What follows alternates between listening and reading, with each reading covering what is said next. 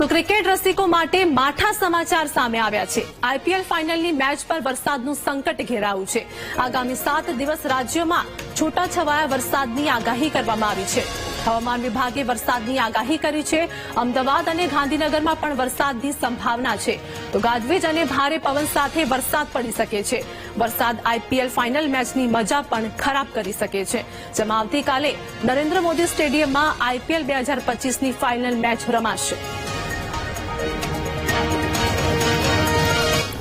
તો આવતીકાલે અમદાવાદમાં આઈપીએલ મેચ રમાવાની છે। તે દરમિયાન હવામાન વિભાગે આગાહી કરી છે। ક્રિકેટ રસિકો માટે આ માઠા સમાચાર છે।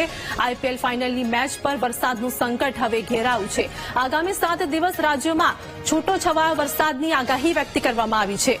હવામાન વિભાગે વરસાદની આગાહી કરી છે। आने वाला अगले 7 दिन का जो आज का फोरकास्ट है 2 जून से लेकर आपका 8 जून तक गुजरात रीजन में जो बारिश का स्थिति रहेगा, लाइट टू मॉडरेट रेन रहेगा। अगले 3 दिन तक स्कैटर्ड एरिया में रहेगी। और आज का जो फोरकास्ट है गुजरात रीजन के लिए लाइट टू मॉडरेट रेन के साथ लाइट थंडरस्टॉर्म का भी वार्निंग है। 30 to 40 किलोमीटर प्रति घंटा में रहेगा, लाइटनिंग के साथ रहेगा। अभी देखिए जो उनका डायरेक्शन है वो साउथ वेस्टर्ली डायरेक्शन में है और इसमें मॉइस्चर भी आ रहा है, थोड़ा हीटिंग भी है, इसके कारण वो बारिश का